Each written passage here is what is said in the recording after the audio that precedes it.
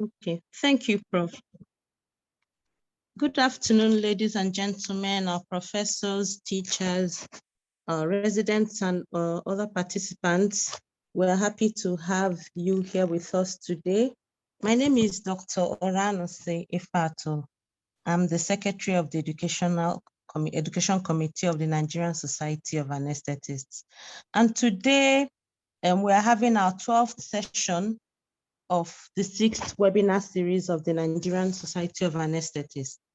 Our topic for today is interpretation of blood gas analysis. And here with us today, on behalf of the President of the Nigerian Society of Anesthetists, Dr. Busola Briggs, and the Chairman of the Education Committee, Professor Al-Hassan Dete Mohammed, we would like to welcome you all. Today, our moderator is none other than Dr. Afyong Elumelu, who is a fellow of the West African College of Surgeons, Faculty of Anesthesia.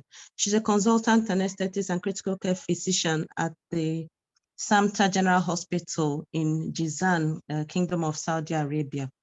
And Dr. Afyong Elumelu, you're welcome, ma, and you have the floor now, ma. Thank you very much, Dr. Ranusi. Good evening, ladies and gentlemen, members of the Nigerian Society of Anesthetists, distinguished guests. I have been introduced. My job today is to be the moderator for this session. It will be an interesting session. My job also is to, first of all, introduce our speaker, who is Professor Ernest Aniteye. He is a lecturer at the University of Ghana Medical School.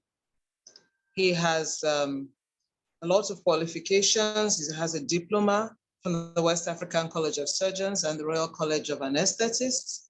He has fellowship of the Royal College of Anesthetists, fellowship West African College of Surgeons, as well as fellowship of the Ghana College of Physicians and Surgeons. He is a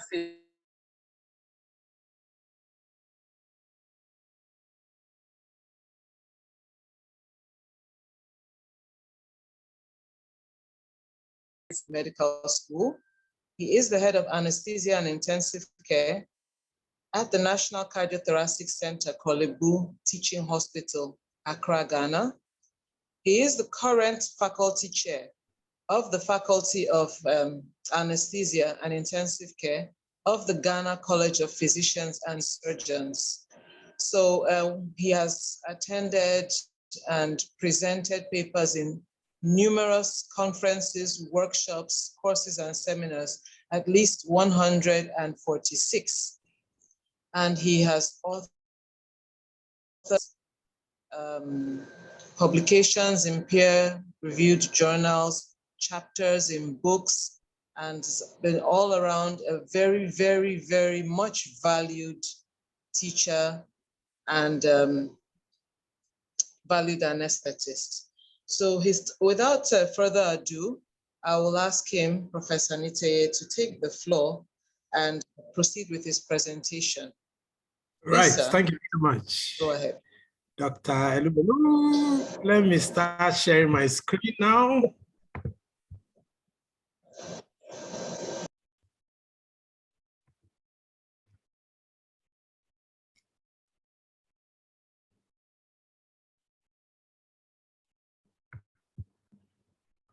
Right, so good afternoon. Thanks for all the accolades. I'm very happy to join you, and I'm also happy to acknowledge the work that we are doing in helping to train and do CPD for the anesthetists in Nigeria. And I'm very happy to be part of it. The topic for today is just interpretation of arterial blood gases, analysis, and the clinical implications. Now, it's a huge topic, a topic that I don't think I can do everything on it in just 1 hour.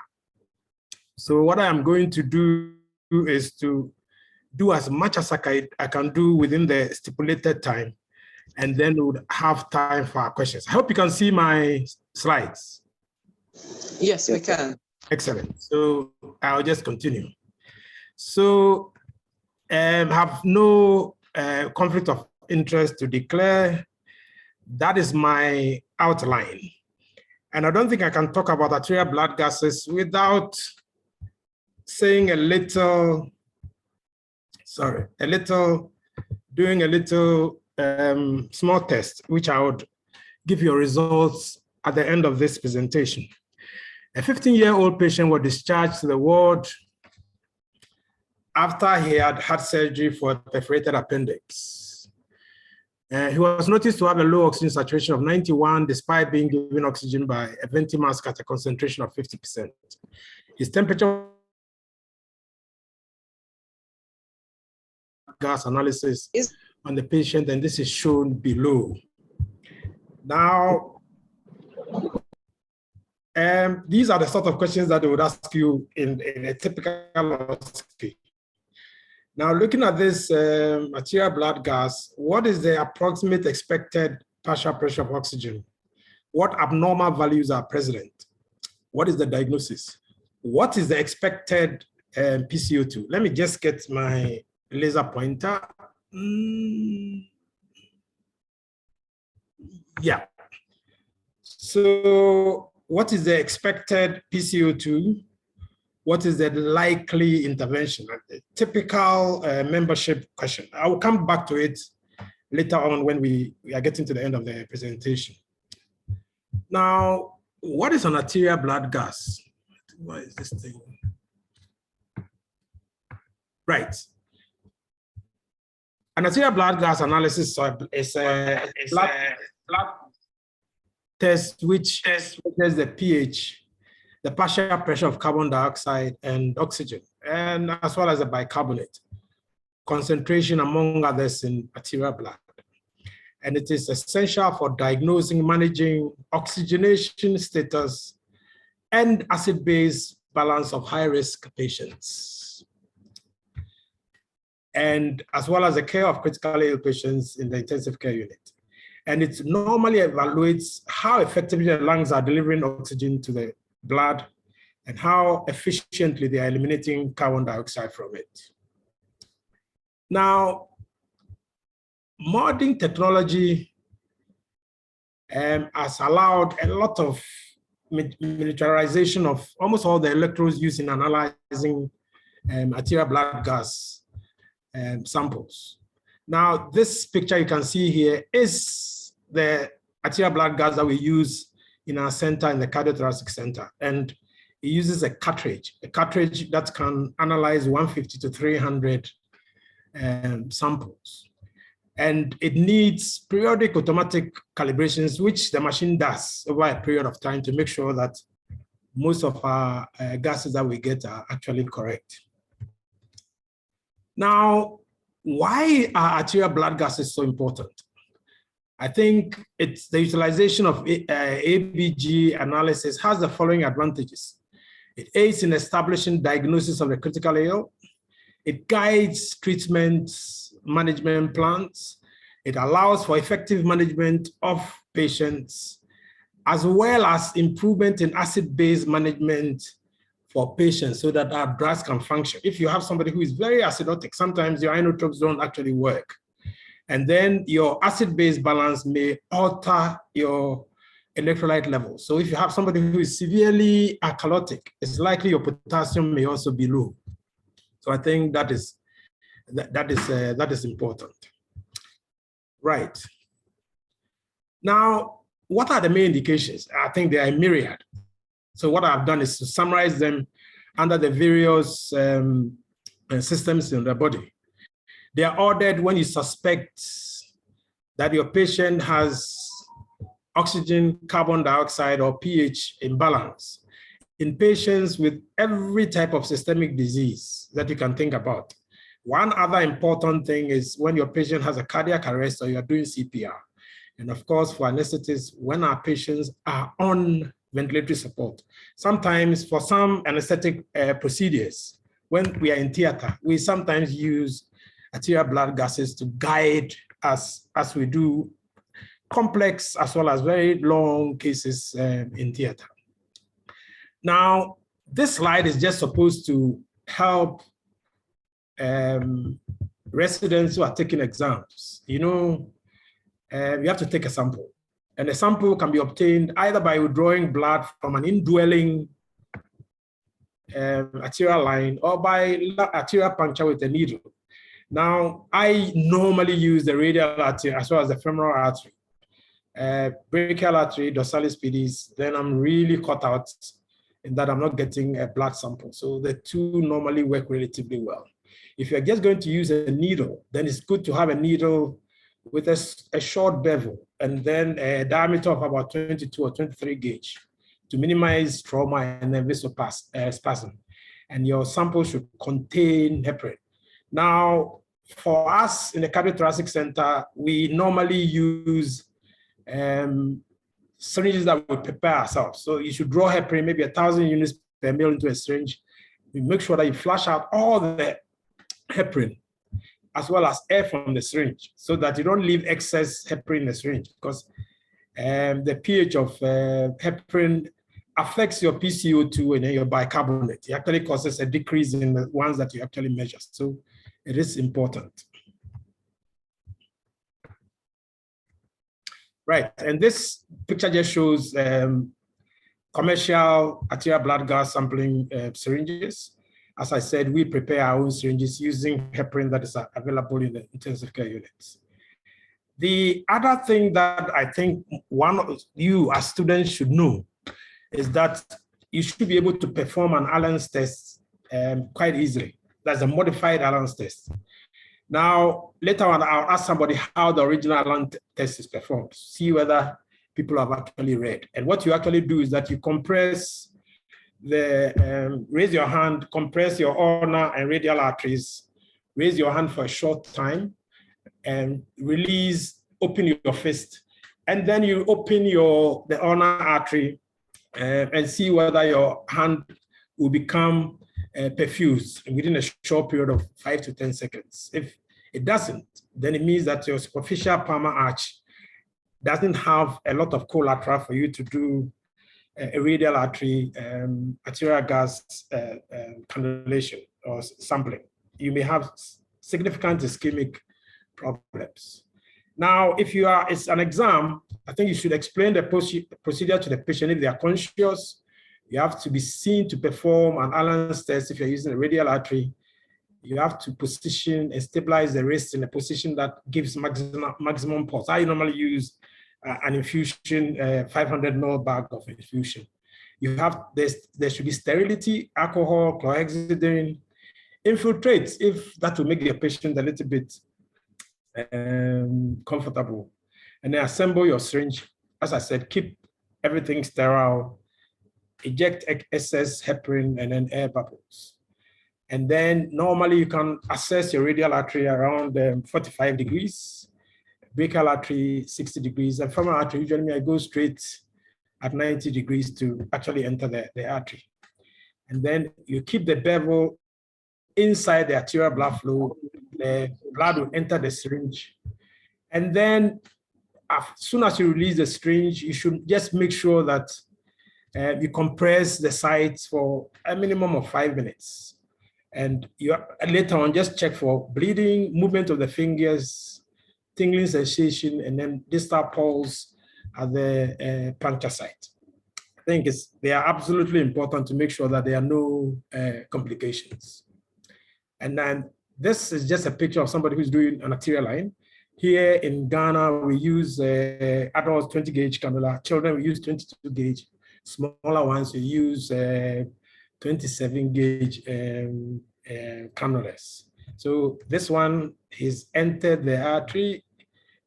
He's just going to withdraw partially. He's in the vessel. He treads the arterial line, and then we connect it to a 3-way tap with an extension. Especially if you're going to take a lot of samples, it's always good to make sure that you have a line that you can actually use that is heparinized, so that you don't actually puncture your patients all the time you're taking a sample. Now, post-puncture, you have to remove any air bubbles from the sample, and then you cap the syringe. That is if you're not going to do your assessment immediately. You have to dispose of the sharps in a sharp container, roll syringe to make sure that's a good mixture of heparin in your sample. And then you have to immerse in ice if you're not going to do the sample within a short period of time, if it's less than 10 to 15 minutes. And then you should always have a lab slip to indicate the date, the time. It's always good to have an idea about your FiO2, your patient's temperature, and then ventilator parameters if the patient is on the ventilator. And without a good FiO2, it's very difficult to interpret your partial pressures of oxygen. Then you may have a few complications. One of the commonest that I normally see is either bleeding or hematoma formation. You may have distal ischemia, numbness of the hand if you've entered a nerve. There's a risk of infection to the care provider as well as nosocomial bacteremia for the patient. Now, if you look at the parameters that are measured or the information that you get from arterial blood gas, these are the ones that are measured directly. Your partial pressure of oxygen, partial pressure of carbon dioxide, and your pH. There are some electrolytes that are measured directly: sodium, potassium, and calcium. Then in areas where the facilities are available, you may have a lactate and then a hemoglobin. And then the derived factors, especially for if you have your pH and PCO2, using the Henderson-Hexelbach equation, the bicarbonate can be derived. And then, of course, your base excess, your arterial oxygen saturation, and other calculations. This is a sample of one of these things that I took a picture of it just yesterday. So you can see that it gives you quite a lot, including your lactate and then your hematocrit as well. And then, as you would know, a lot of your arterial blood gases, the machines measure your arterial blood gases at a temperature of 37. So it's always good to put in the temperature of the patient. Otherwise, you don't get the correct details of the arterial blood gases. Now, what are the things that are displayed and their values? Your pH, normal pH is usually 7.35 to 7.45. Your PCO2 is 35 to 45. PO2 is 80 to 100 millimeters of mercury. That is for somebody who is breathing air. Bicarbonate is 22 to 26 millimoles per liter. Your oxygen saturation is 95 to 100. The 95 is important because you are thinking about the downslope of oxygen dissociation curve. We'll look at that briefly. And of course, your base excess, which is plus or minus, I normally like 2.5. So I think it's okay. And then your lactate ideally shouldn't be more than 2. From the results I showed you, we have a hemoglobin and a hematocrit on it. Your sodium, your calcium, your chloride, and then of course your calcium. And then what I've just put here is that you should be careful if you have somebody who has changes in the albumin. It may affect your calcium level. So you may have to correct that. And of course, in our blood gas analysis, it gives us glucose as well. The other important thing that I've mentioned before is that your arterial blood gases are affected by temperature. Your blood gas machine gives you, when you put it in, it analyzes the thing at 37 degrees. So if you don't put in the temperature, the 37 degrees that is giving you may not be the correct arterial blood gases that you're actually getting, especially dealing with your partial pressure of oxygen and your carbon dioxide. So if you have a patient who is a hyperthermic, you don't put in the temperature, your measured PCO2, PO2 and PCO2 will be less than actual. And then if your patient is hypothermic, then the measured PO2 or PCO2 will be more than actual. So that for each degree above or below 37 degrees, your PO2 change by 5 millimeters of mercury for PO2 and 2 millimeters of mercury for carbon dioxide. So it's always good to put in the temperature of the patient. The other thing I mentioned is that when you are doing your PO2, you should have an idea about your FiO2. Your FiO2 would indicate whether the partial pressure of oxygen you are measuring from the arterial blood gases is normal.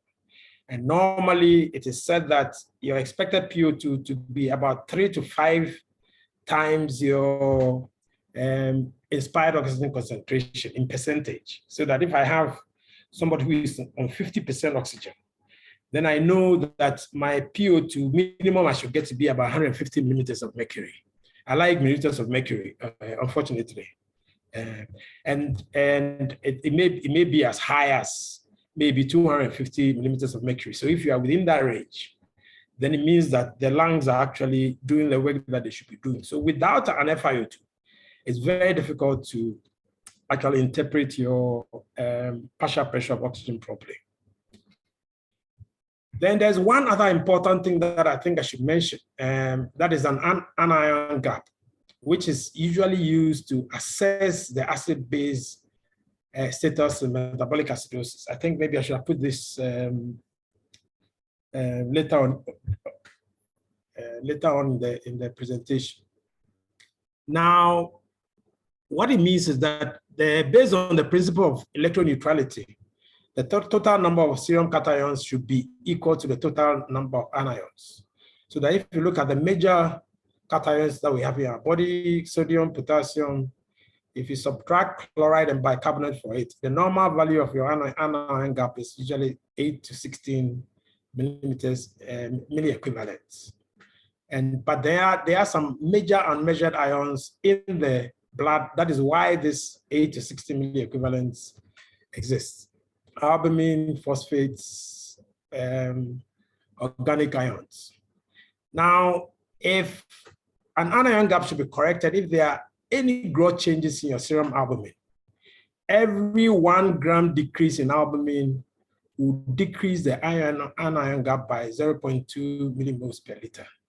So a patient who is hypoalbuminemia, who has hypoalbuminemia, may present with a normal anion gap, although they may have a severe anion gap acidosis. So I think that is important. And this is the equation that you actually use to correct it. Your anion gap plus 0.25 times your 40 minus the albumin that you actually measure, so that you find out that if your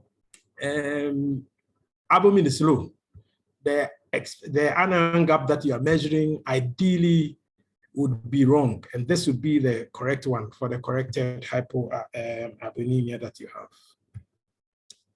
Now, causes of metabolic acidosis, if you have an increased iron gap, then it could be because of diabetic ketoacidosis. Patients may have lactic acidosis, alcoholic ketoacidosis, aspirin poisoning.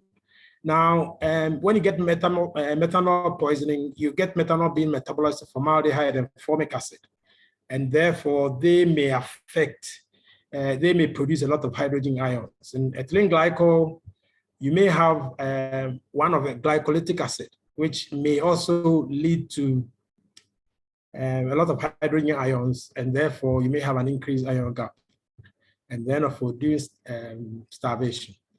And then the following may give you a normal anion gap metabolic acidosis, diarrhea, renal tubular acidosis, and then when you are on carbonic anhydrase inhibitors. So I think it's important because sometimes you may have an increased anion gap and you can't find where it is. You have to look for the cause of it. If you don't, then it will be very difficult to treat your patient. Now, there are a few definitions. Your partial pressure of oxygen is a partial pressure of oxygen dissolved within the arterial blood. This is vital and determines whether your patient is hypoxic or not. It doesn't affect your acid-base balance, but then it tells you whether the lungs are actually doing the work that they do. The normal range is between 80 to 100 millimeters of mercury, or 10.6 to 13.3 kilopascals when breathing air. To convert kilopascals to millimeters of mercury, just multiply by 7.5. And I'm sure most of you know that when you are breathing in air, your partial pressure of oxygen in air is about 160 millimeters of mercury. Then, of course, your partial pressure of oxygen is an indicator of severity of lung disease. And as I said, it cannot be interpreted without knowing what your FiO2 is. And the worse your lung is, the lower the PO2 that will be given by a given FiO2. And as I said, I've given you a rough indication of how you can actually calculate the expected partial pressure of oxygen if you take an arterial blood gas. So that if you look at somebody who is breathing 40% oxygen, your PO2 should not be less than 40 millimeters of mercury. In an exam, I think you should just use the average, which is 4. Makes life a lot easier for you. Then the definition of pH, it just tells you the total acidity or alkalinity of the sample. And it just indicates if the patient has acidemia or alkalemia. And the pH just measures the oxygen ions in blood. And I've given you the normal range, which should be easy. Now, if you look at a medium, a pH less than 7 is said to be acidic, and a pH greater than 7 is called basic. So from this, we know that blood is slightly basic because the pH of blood is above 7.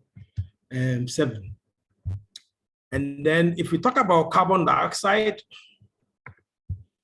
this is the partial pressure of carbon dioxide dissolved within the arterial blood, and it's used normally to assess the effectiveness of ventilation.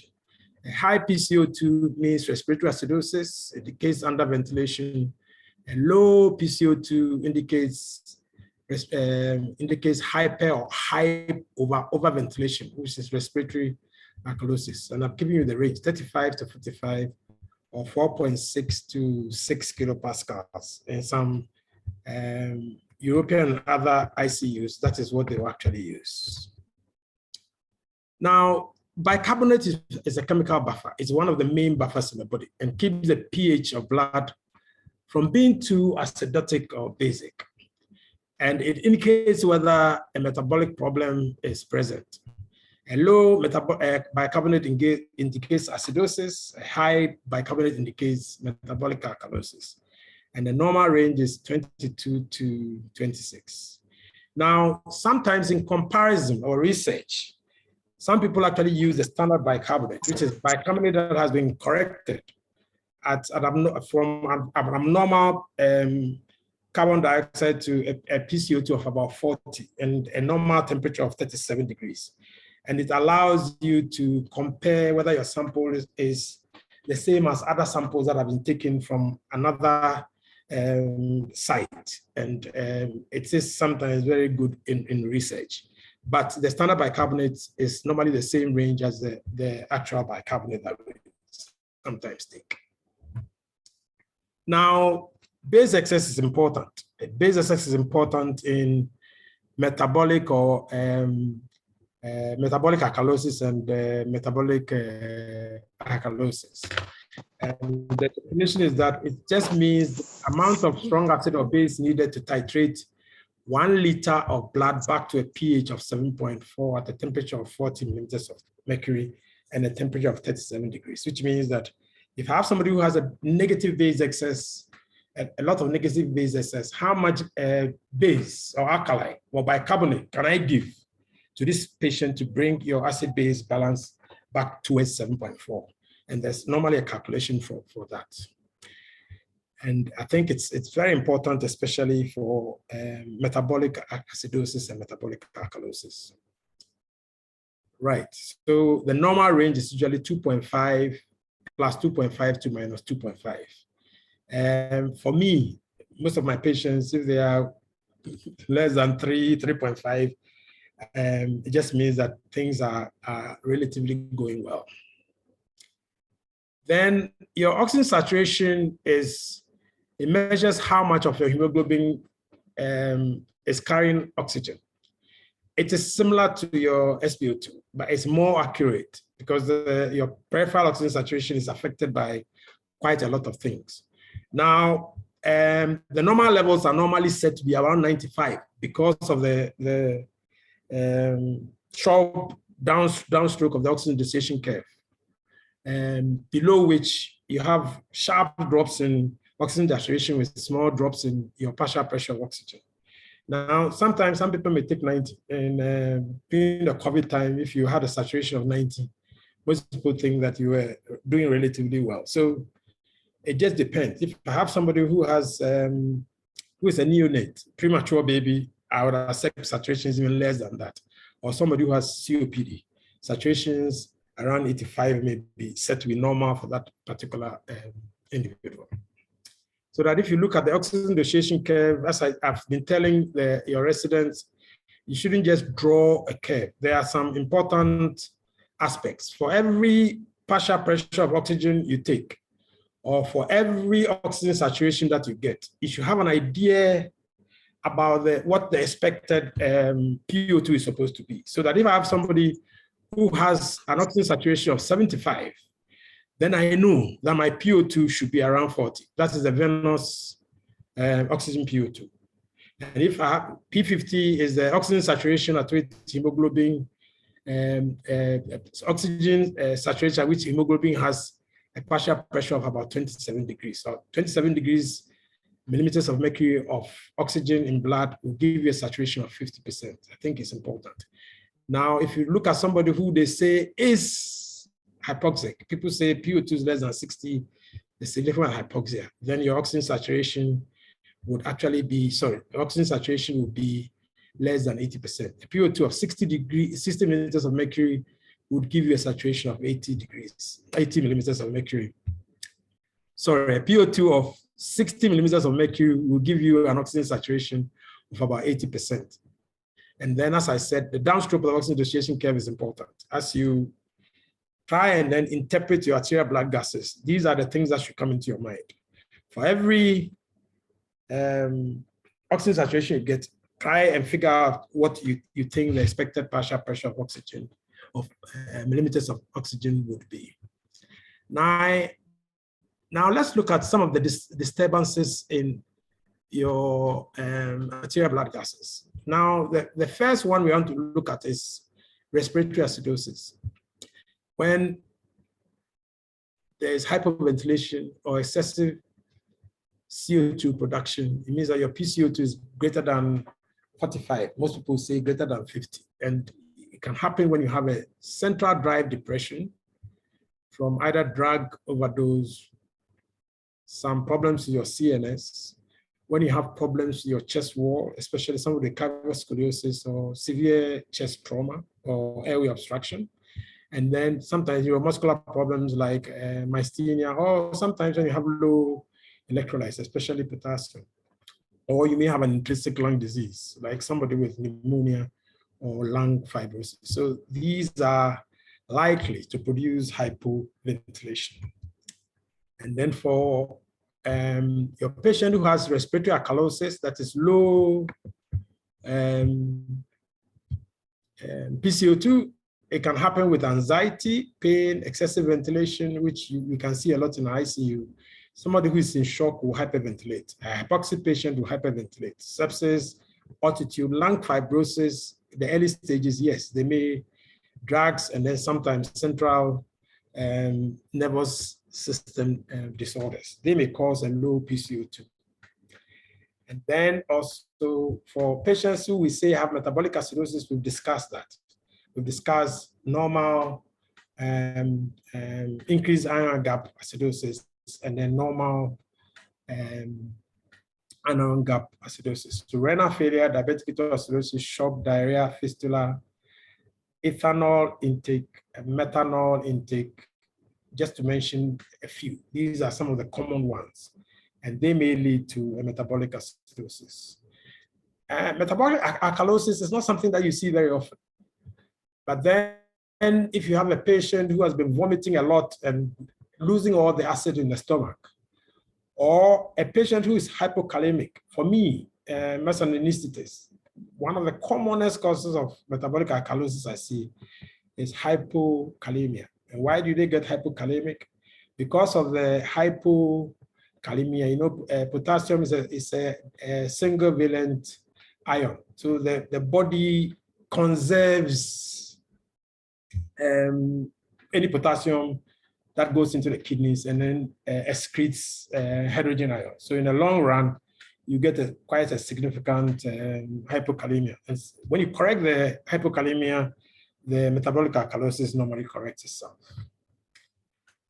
And then this is just a table that gives you most of the things I've mentioned, the actual figures that you expect for somebody who has maybe some abnormal value. So we'll look at some of those in detail as we look at some of the cases. So you should just remember what your normal values are. Otherwise, it becomes a problem for you when you try to interpret your arterial blood gases. So interpretation. It's quite debatable. Some people say that a PO2 of less than 60 millimeters of mercury or 8 kilopascals is supposed to be hypoxia. I would run much faster than that, but that is the definition. Acidosis is when your pH is less than 7.35, and alkalosis is when your pH is greater than 7.45. In practice, acidemia and kalemia is normally referred to as acidosis and alkalosis, and I use that from this time until the end of the presentation. And this is quite straightforward. Respiratory acidosis means your PCO2 is more than 45 millimeters of mercury, or your bicarbonate is less than 22 when we say you have a metabolic acidosis. And then for alkalosis, a PCO2 of less than 35 or 4.5 kilopascals, or bicarbonate that is greater than 26 millimoles per liter is said to be metabolic alkalosis. There's always a compensation with any acid-base abnormalities. And it can either be through the respiratory system or through the kidney. The respiratory compensation is very quick, very, very fast. Whereas the metabolic component can take quite a significant time, maybe a couple of hours to days. The other thing that I should actually tell is that patients never overcompensate. They always try to get things to normal, and they may not go above what the body thinks is normal for the normal pH to actually work. So I think that is one of the important things that you should actually note. There's one other important thing, which a formula that is called Winter's formula. And Winter's formula is important in patients who have metabolic acidosis. And normally with the metabolic acidosis, you expect the lungs to actually compensate for the metabolic acidosis.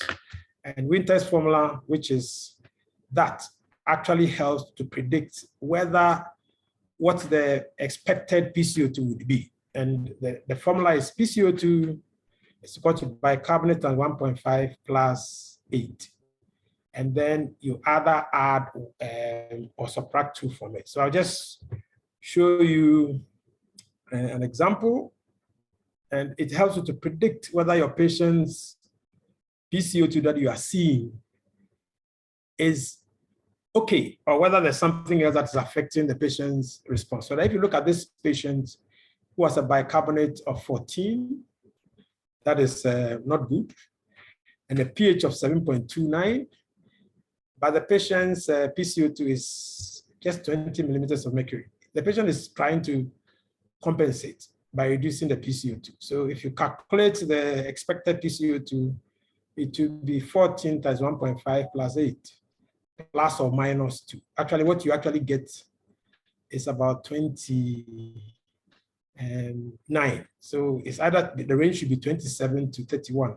So, but if you look at it, this patient is has a very low PCO2, which means that there's something else that is happening. That's why this patient has quite a significant lower partial pressure of oxygen.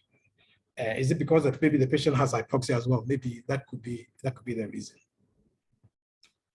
Now, in doing an interpretation of an arterial blood gas, there are quite a few steps that you should take. And it's always good to go in a stepwise fashion. I think the first thing you should look at is the oxygenation. Is the PO2 consistent with the FiO2? And then you look at your pH. Is the pH normal? Or is there acidosis or alkalosis? If there is an acidosis, is the primary defect metabolic or respiratory? By looking at your PCO2 and your bicarbonate, that will actually tell you where you are. And it's always good to know that if there is a pH that is acidotic, the primary cause will be a situation that will also lead to acidosis. Let's say if you have somebody with a pH of 7.4 or 7.2, and the patient has a PCO2 of 50, then the likely cause is from the high PCO2. And normally they go in the same direction.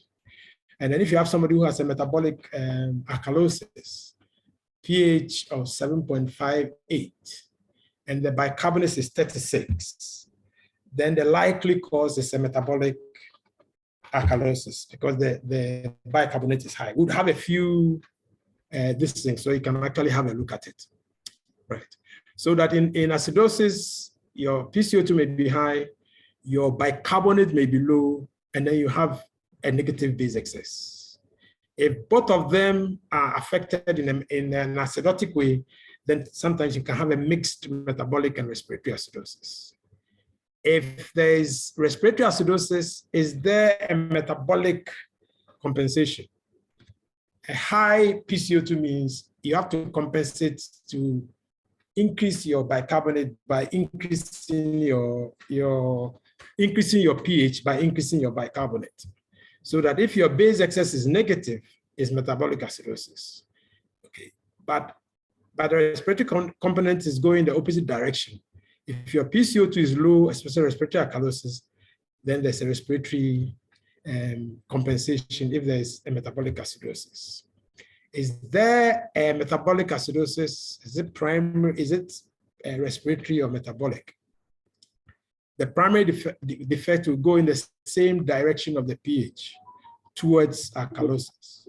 So if you have a patient who has respiratory, if you have a patient who has respiratory alkalosis, then they were likely to have a low PCO2 metabolic alkalosis with a high standard bicarbonate and a positive base excess.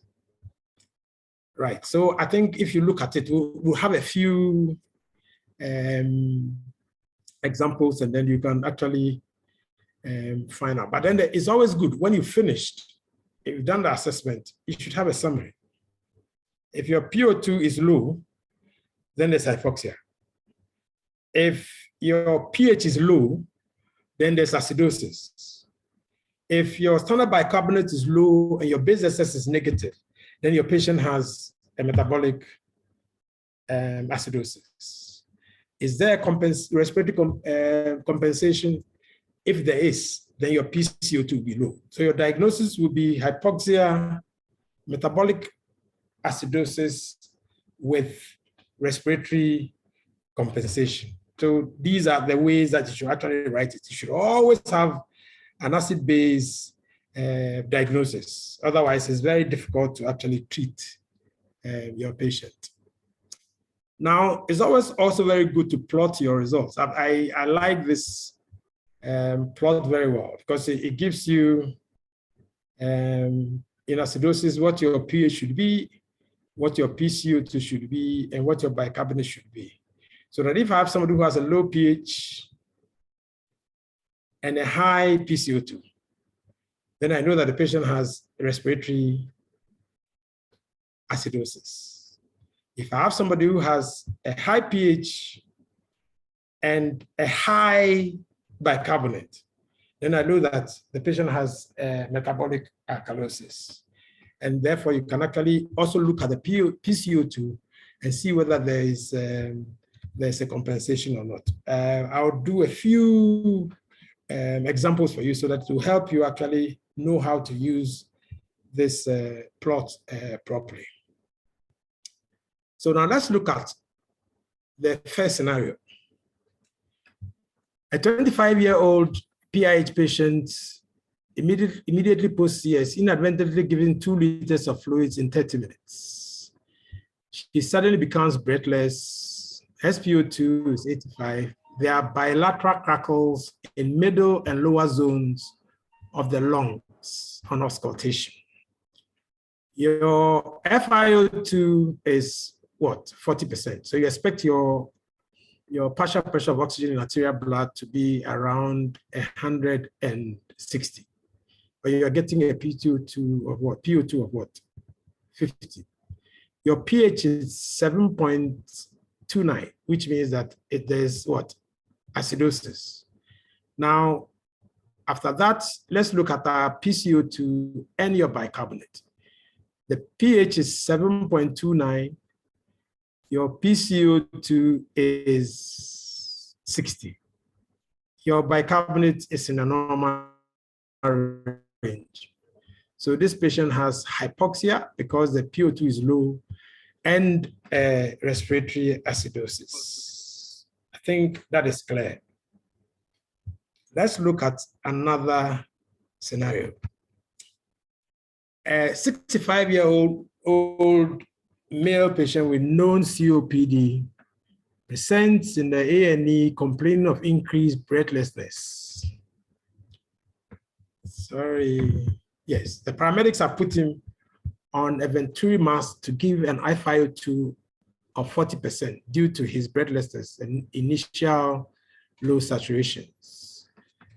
Significant findings on the examination is that the patient is drowsy with a respiratory rate of 8 and an SpO2 of what? 85, with widespread cause crepitations, which are not uncommon in COPD patients. I think the other thing you should notice is that your patient is what? Drowsy. I think that's important. Now, if you look at arterial blood gases that have been done, your FiO2 of 40 means your expected PO2 should be what? About 160. You are getting a PO2 of 52.5. Your patient is also clearly acidotic. Have you noticed that your PCO2 is high? Because if you look at the chart that I've given to you, you have a low pH and a high PCO2. So it's likely that the diagnosis is what? Respiratory acidosis, because the pH and the PCO2 are in one direction. Both of them are acidosis. Now, if you look at your bicarbonate, it is 35. The upper limit of bicarbonate should be about 26. So it is almost in the opposite direction. So the diagnosis that I would give would be hypoxia, respiratory acidosis with metabolic compensation. Okay. The renal compensation or a metabolic compensation. The renals are conserving the bicarbonate to compensate for the low pH. Are you still with me? Hello? Yes, sir. Yes, sir. Okay. And am I going too fast or is okay? No, it's okay. It's okay. It's okay. That is good. So can we go on to the next one then? Yeah. Right. A 17-year-old male has taken his father's BMW without asking permission to impress his girlfriend. He had a collision with a large bus, which resulted in damage to the front fender of his BMW. Examination was normal, apart from minor bruising. He had a respiratory rate of 24, a pulse rate of 110, and a BP of 120/85. Now, he ended up in the emergency room and somebody took an arterial blood gas. Now you notice that he's breathing air and he has a saturation of 98%. On your oxygen desaturation curve is way above it's on the flat part of the oxygen desaturation curve, so that is fine. But then you notice that his pH is what? 7.53, which is clearly alkalotic. Now, if it's alkalotic, then it means that he's on this side of the plot. Now, you also notice that his PCO2 is low. He's hyperventilating. So you notice that his PCO2 is here as well. So from this plot, he has an alkalosis and a low PCO2. So he has a respiratory alkalosis. But then you notice that his bicarbonate is what? Normal, which means there's no compensation at all, renal compensation. Okay, so if you look at it, he has respiratory alkalosis. It's likely that the cause of it is anxiety. He didn't get any major injury. I'm sure he's just thinking about what he's going to tell his daddy about the fact that he's wrecked his BMW. So that is quite clear. Okay, let's look at another one.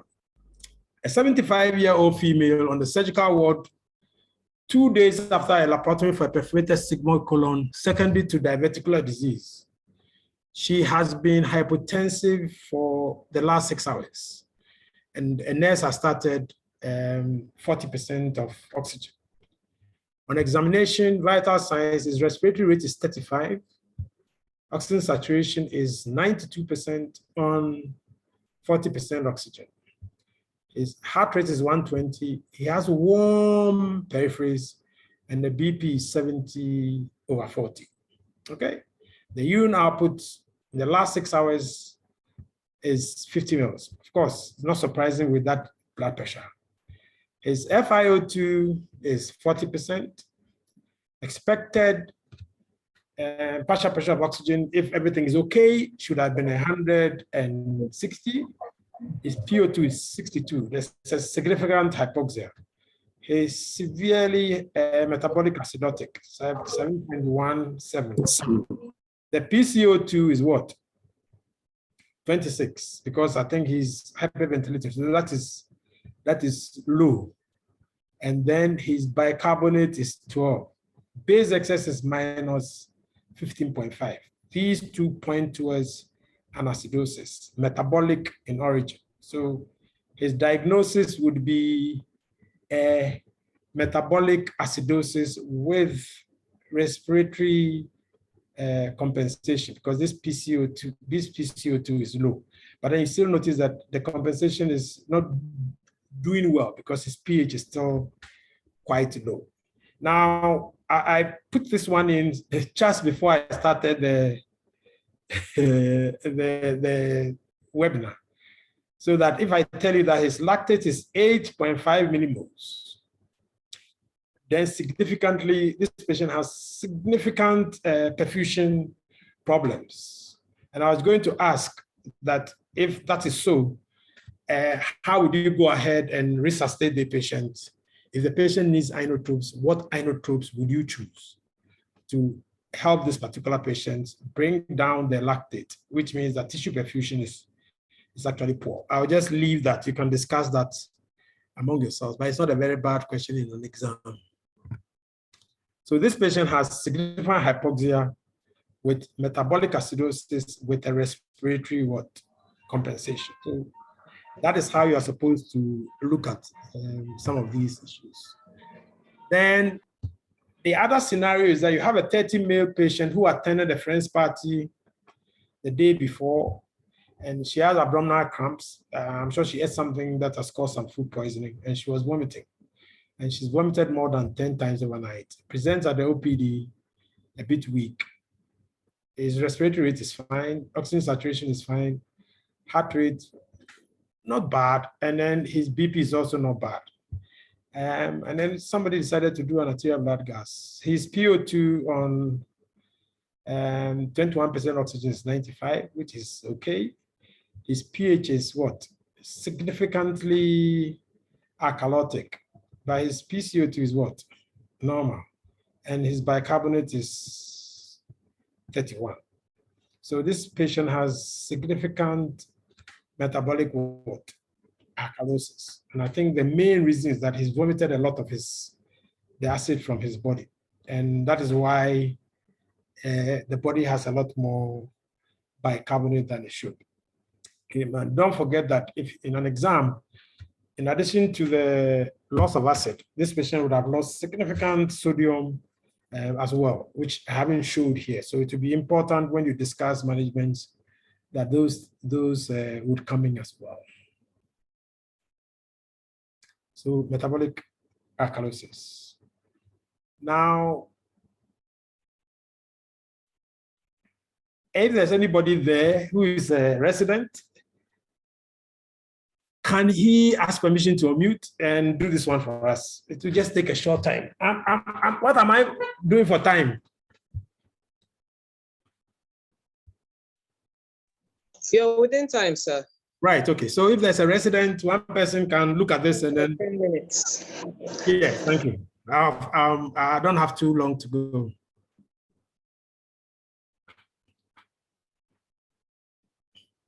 Hello? Okay, I'll continue then. Okay, a 75-year-old man presents to the emergency department with a witness out of hospital via cardiac arrest. The paramedics arrived after 5 minutes. CPR was not done.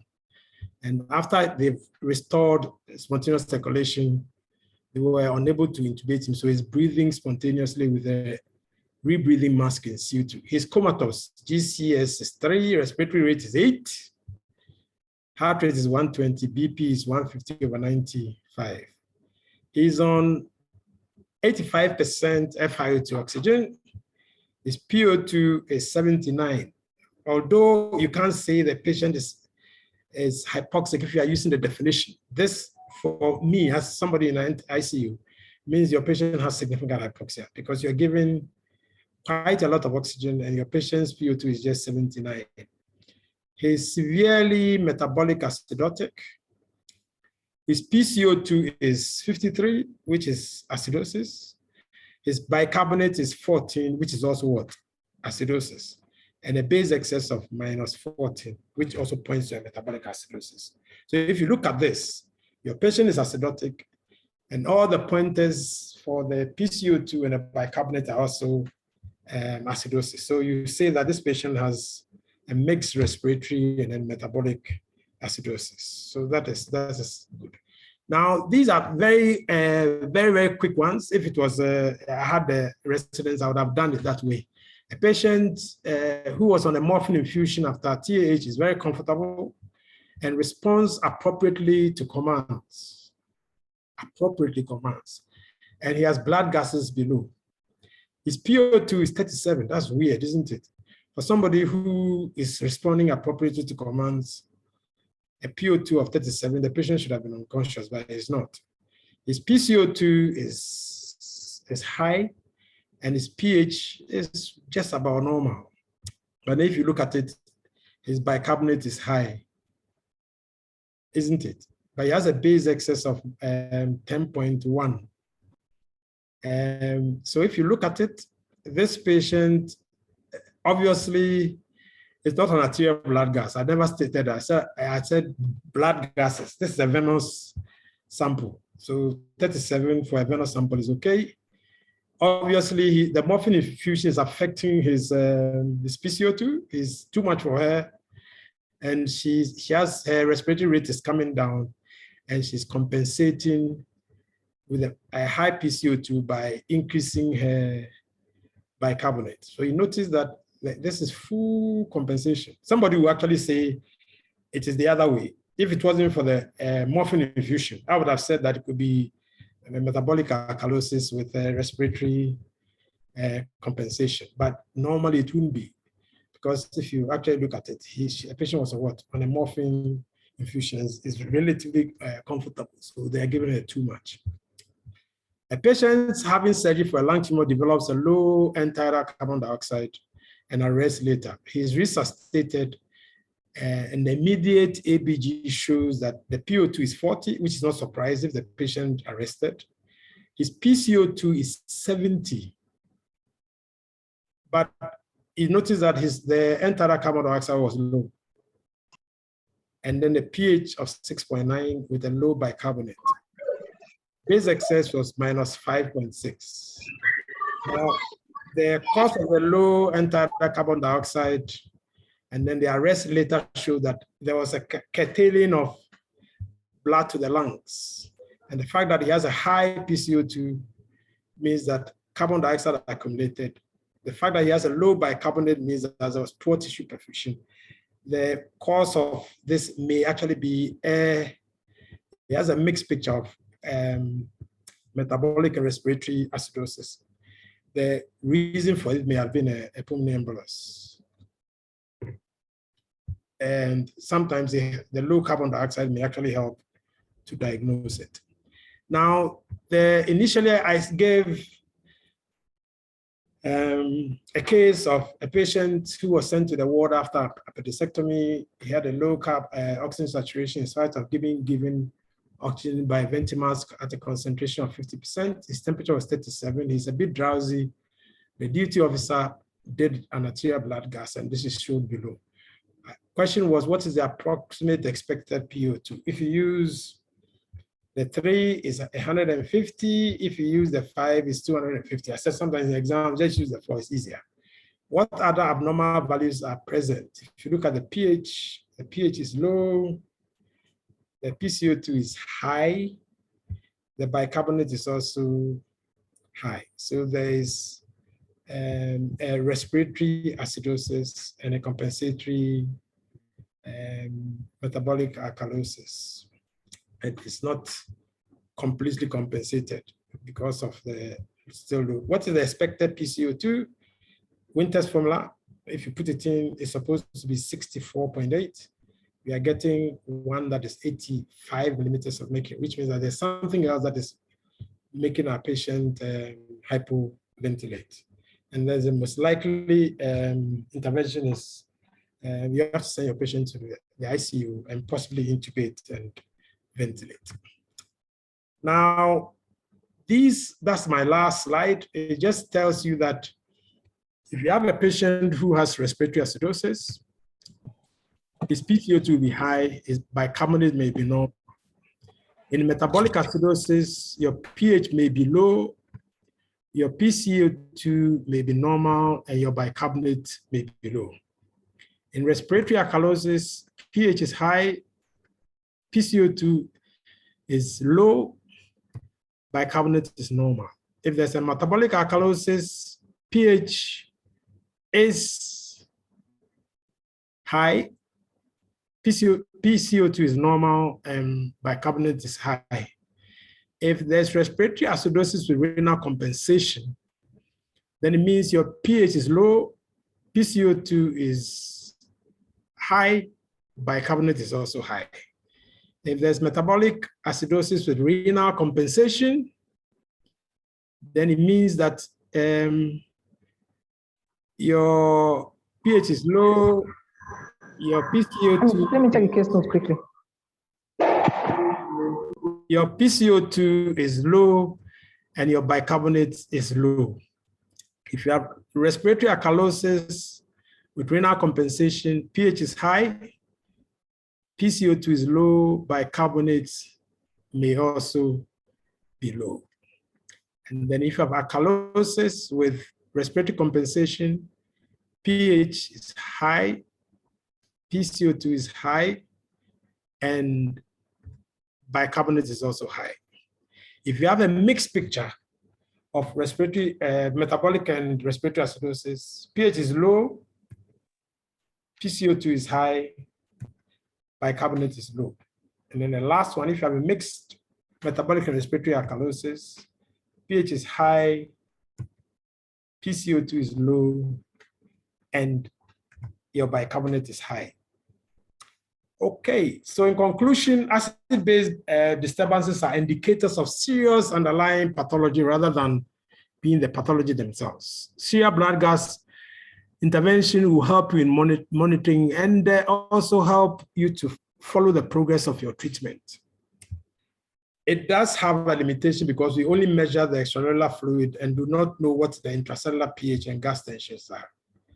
The arterial blood gas should be considered in conjunction with the patient's clinical condition. When I mentioned about the patient who was on morphine. These are my references. Thank you very much. I will answer any questions if there are any. Thank you very much, Professor Anite, for the keeping to time and giving us everything. As an excellent presentation.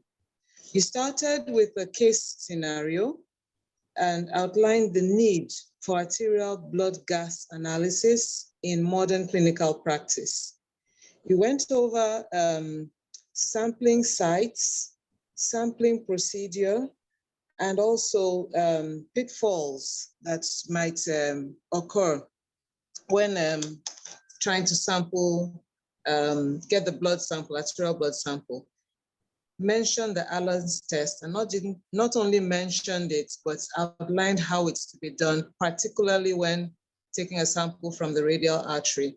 And he also mentioned, as an aside, that these are two options, two likely scenarios for exams for the residents among us. Okay.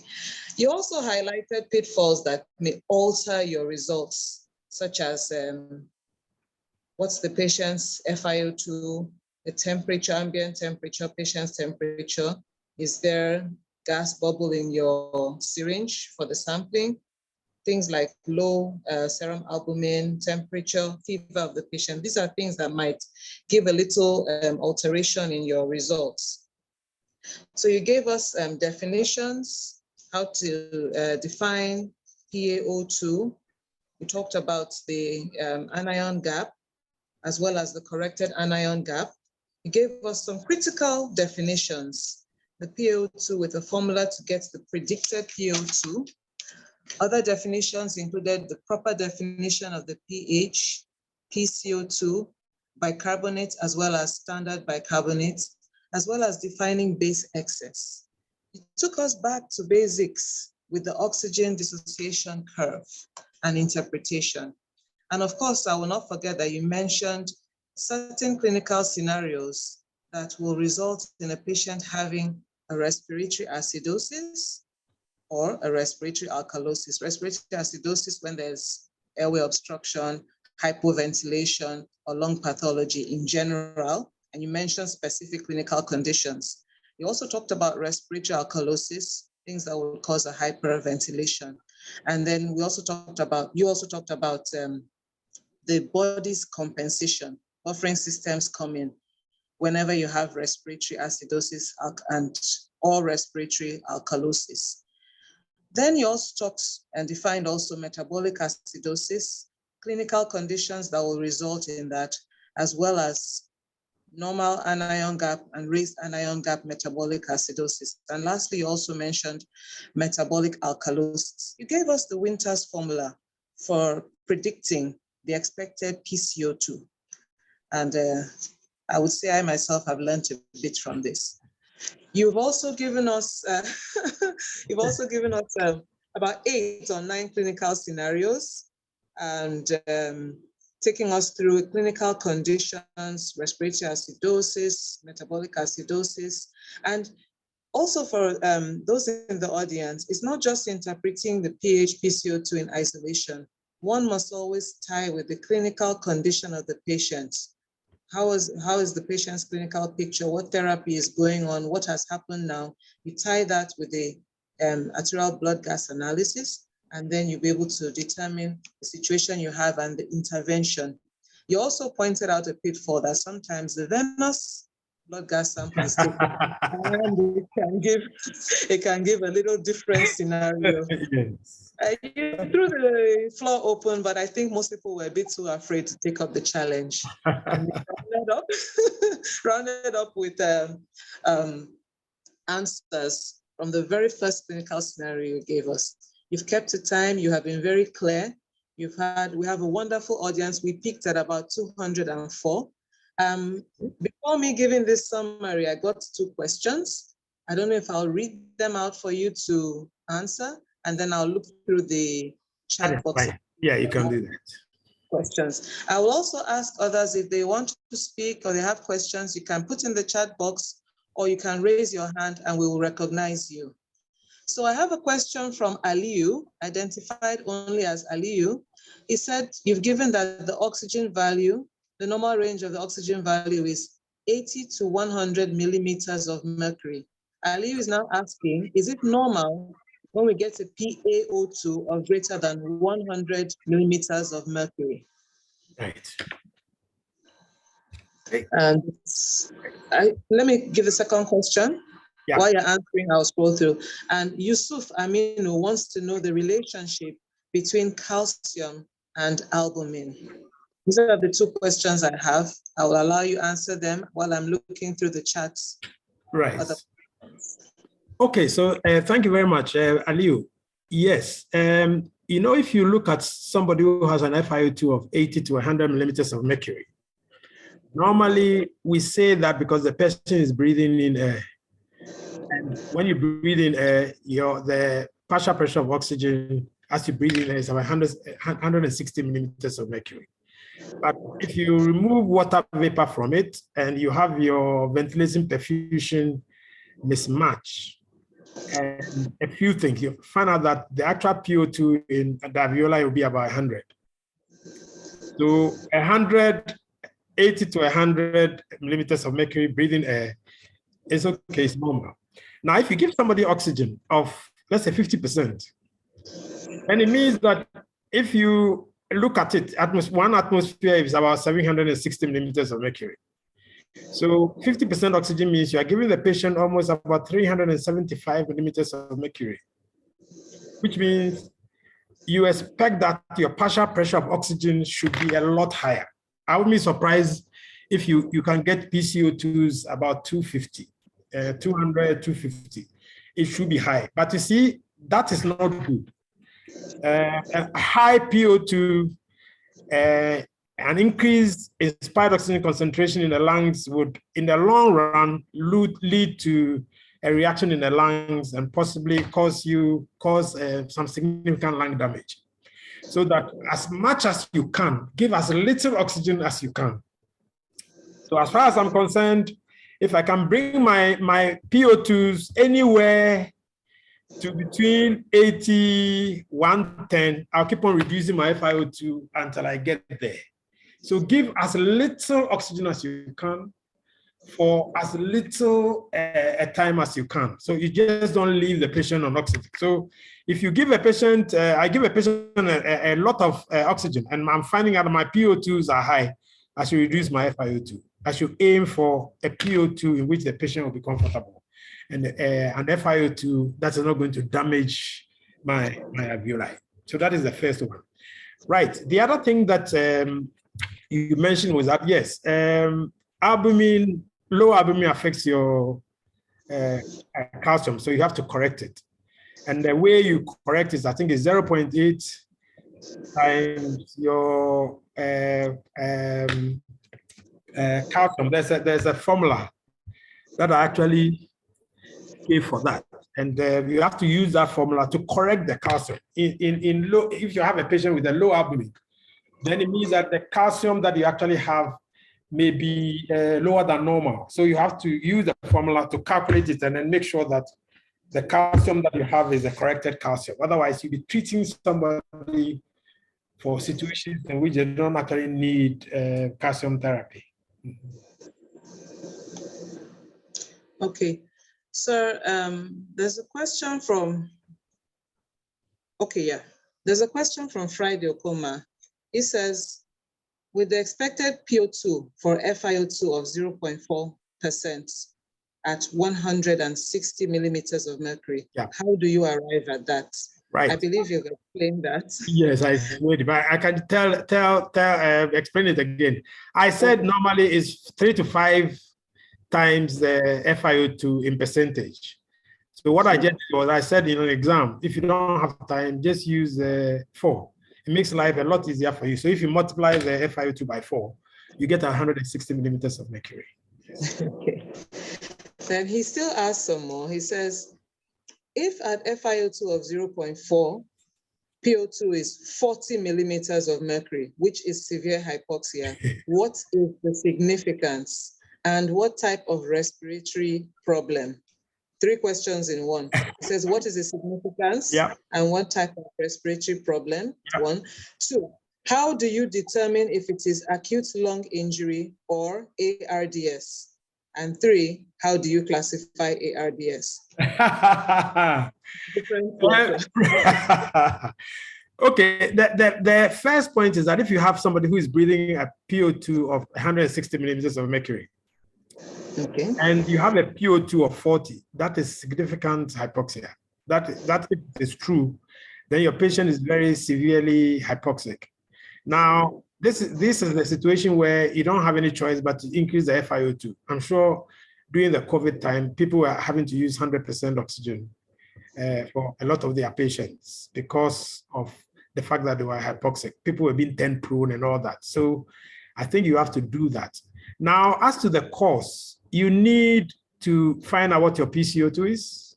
You need to find out what your bicarbonate is. You need some clinical guidance. As a patient got the chest infection, are they fluid overloaded? So you can't just use the arterial blood gas in isolation. Yes, so I think you'd have to do that. Now, in terms of diagnosis of acute lung injury, acute respiratory distress syndrome, there are specific indices that you actually use. Your FiO2 over your PO2 and your chest X-ray finds, chest X-ray signs, and one or two other things that you have to do to calculate, use the combination to actually tell you whether you have somebody with acute lung injury or ARDS. So you need those indices. If you don't do those, don't find out what those indices are, then it's very difficult for you to actually give that diagnosis. But the diagnosis is clinical, as well as looking at your chest X-ray, seeing the patchy nature of of infiltrates in your chest X-ray, and then finding out from your FiO2 divided by your PO2 divided by FiO2 to find the ratio. And then it helps you, if you find that ratio, it gives you a series of ranges that helps to determine what type of lung injury it is. So that is how I want to answer that question. Yes. Okay. So there's another question, Technophone. He says, please help explain a mixed picture. I am not particularly clear. Right. So in a mixed picture, let's say you have somebody who has an acidosis. So the pH is low. That means an acidosis. Now, in addition to the pH being low, if you want to find out whether you have a mixed picture, you find out that your PCO2 is also what? High. That is respiratory acidosis. And then you also find out that your bicarbonate is what? Low, which is a metabolic acidosis. So your PCO2 is high and your bicarbonate is low. So the PCO2 shows a respiratory acidosis and your bicarbonate shows a metabolic acidosis, which means that this patient has a mixed picture. You can get the same thing with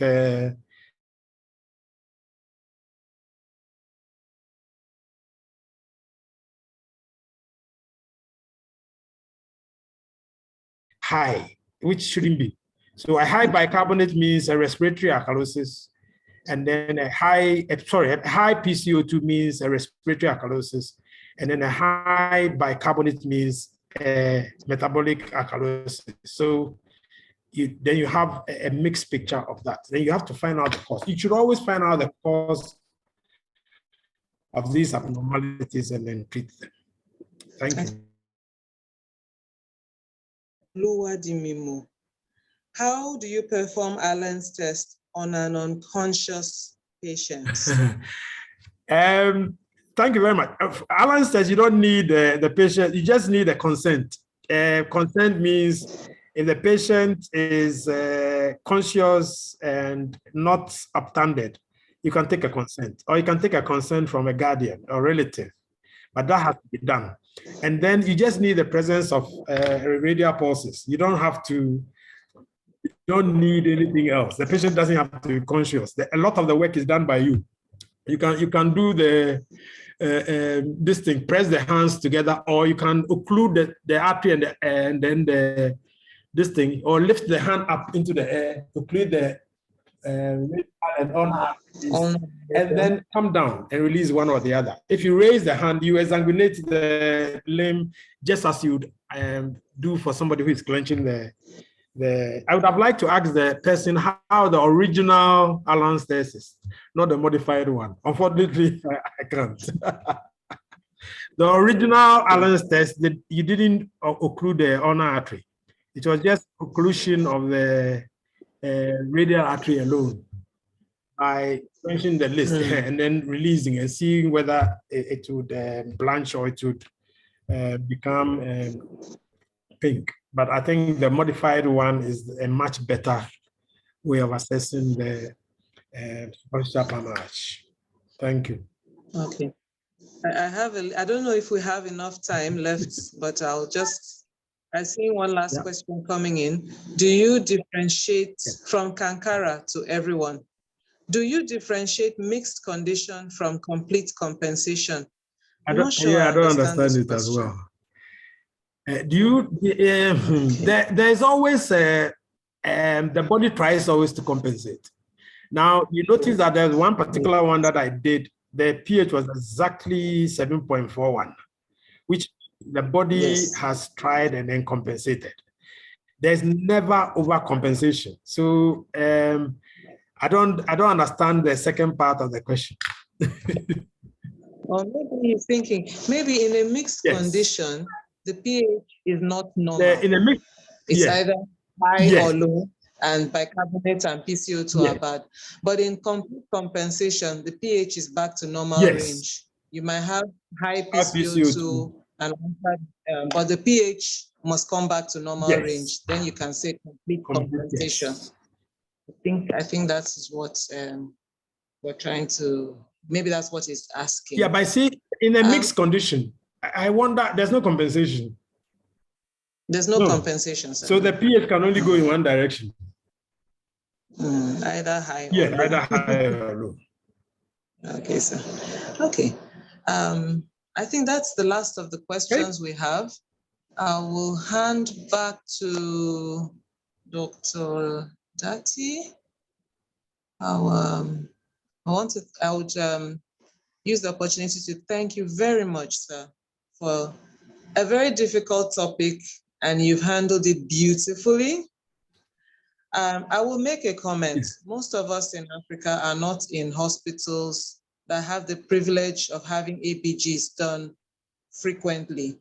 So for some people, it might still be a difficult topic to understand. But for others, you handled it beautifully. We appreciate your lecture. We appreciate the questions, though nobody was bold to take up your challenge. And I would like to think most of us have learned a lot from today. I know I've learned. So we thank you very much. I will want to hand back to Dr. Dati, the NSA Exco, to continue from here. Thank you very much, sir. Pleasure. Thank you, sir.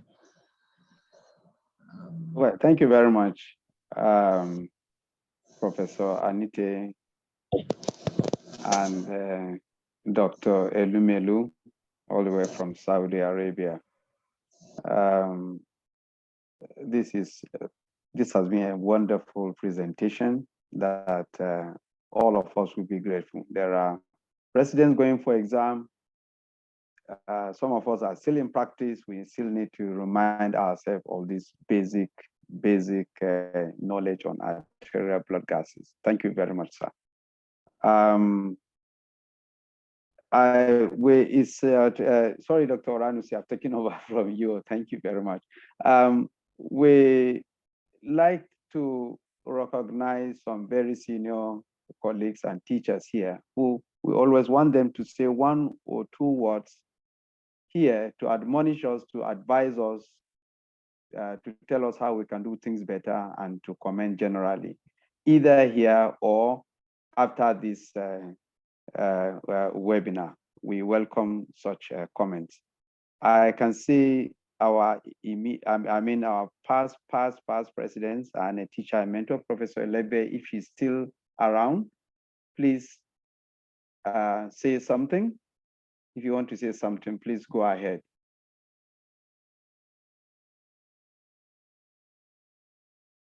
Professor Elebe? Okay, I thought I've seen her. So we have, anyway, let me mention something before I allow others to speak. We have with us all participants all across Africa. We have Dr. Kilam Batil from Burkina Faso.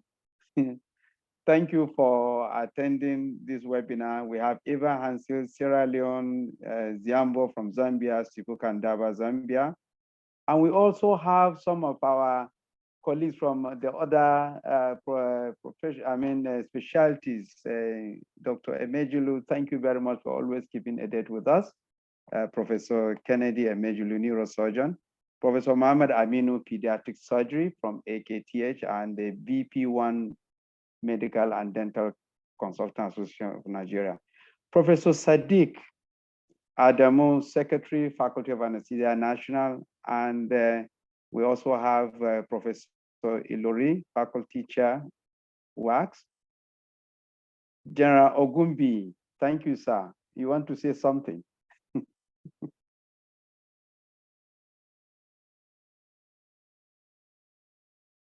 General Ogumbi, you have to unmute if you are still around, sir. Okay, we have Professor Babatunde Oshinaike. This is your area. You should say something.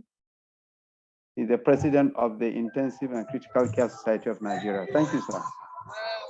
Yeah, good evening, everyone. Thank you, Professor Datsi. And thank you to the moderator, Dr. Elimelu. Thank you for that wonderful moderation. And Professor Anita, that was great. That was wonderful. I mean, you're always on point when it comes to ABG. And I'm really glad you did it again. Very clear and, I mean, straight to the point. So thank you so much for that. I'm sure a lot of our residents and even our colleagues will have benefited so much from your wealth of knowledge. Thank you. Thank you, sir. We have the immediate past president of the NSA, Professor Nwaso.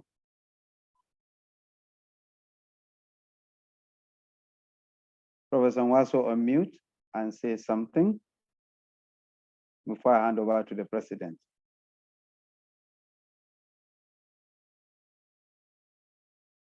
Okay, so maybe let me hand over to the president, Nigerian Society of Anesthetists, Dr. Alagbe Briggs. You have the floor.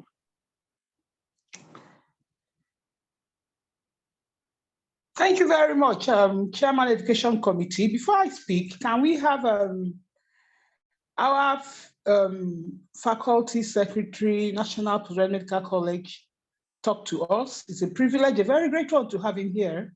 And I'm so happy about that. He's always been very supportive. Is he still here? Professor Sadiq, sir, are you here?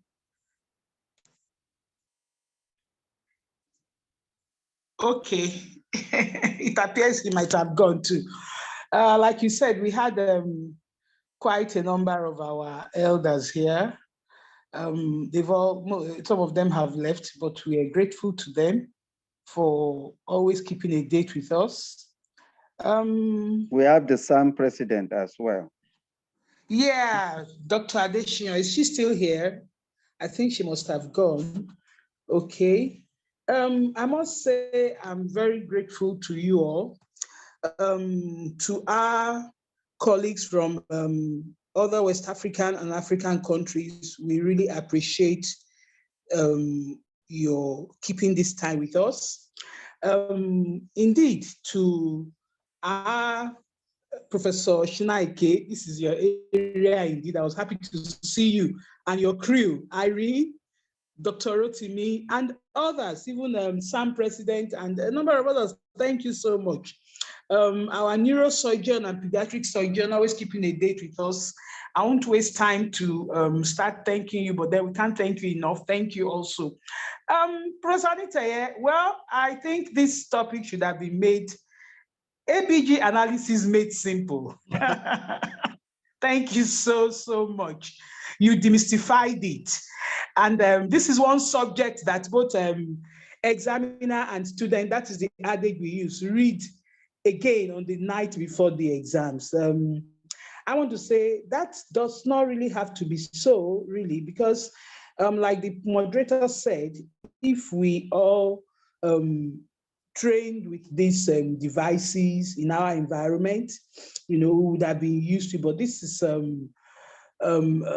device that for our peculiar sub-region, especially we in Nigeria can say that about ourselves, Many of us did not have it, to train with, but over the years, a number have been able to have it in the hospitals and develop themselves and, know how to use and analyze it. So it's better, no doubt. And I'm sure very soon it's going to be much better.